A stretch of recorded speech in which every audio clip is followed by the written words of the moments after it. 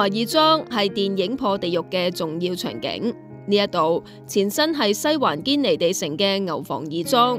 ，1875年由文武廟捐資興建，由東華醫院管理，1899年先至搬到去薄扶林大口環道依家嘅地址。百幾年間經歷多次擴建，建築糅合中西特色、傳統同現代嘅設計風格。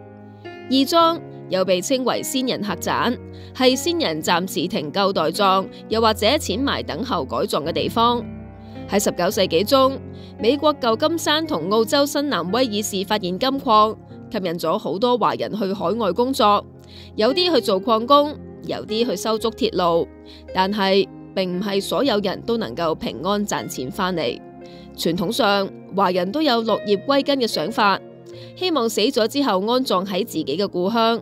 為咗幫助客死異鄉嘅同胞走最後一段路，海外嘅華人會館、同鄉會或者宗親會都會幫忙，將佢哋嘅遺體運返鄉下。喺呢一段漫長嘅旅途入邊，香港東華義莊就成為咗呢一啲先人嘅中轉站。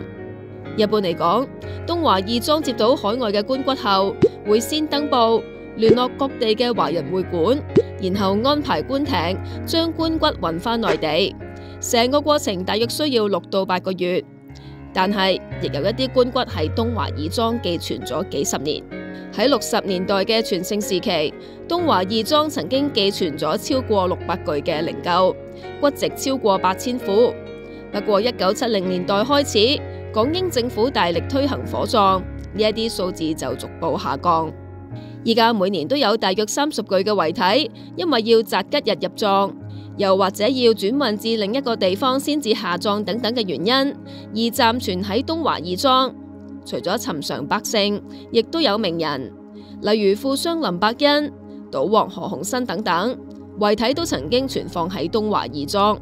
時至今日，東華義莊唔單止提供暫時嘅寄操服務，亦設有靈灰安置所，提供過千個龕位安放先人嘅骨灰。